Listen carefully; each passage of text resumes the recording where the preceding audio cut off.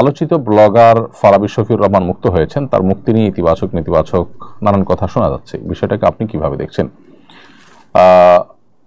শফিউর রহমান ফারাবী তিনি অনেক আগে থেকে অনলাইন লেখালেখি করেন এবং তার লেখালেখির হাত বেশ শক্ত।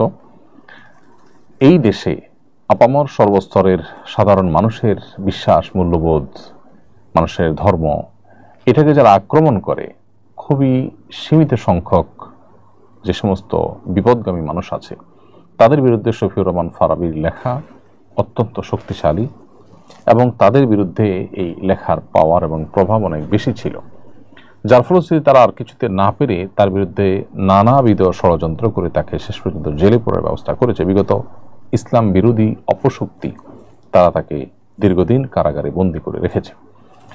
আলহামদুলিল্লাহ, অবশেষে তিনি মুক্ত হয়েছেন, মুক্ত বাতাসে ফিরে এসেছেন। এটা একটা সুখের সংবাদ। তার মুক্তির বিরোধিতা তারাই করতে পারে যারা শান্তির বিরোধী, যারা শান্তিকামী মানুষের বিরোধী, যারা ধর্মের বিরুদ্ধে অবস্থান করছে। তারা ধর্মবিদ্বেষী মানুষ ছাড়া কেউই তার মুক্তিতে কোনোভাবেই ভিন্ন মত পোষণ করতে পারে না।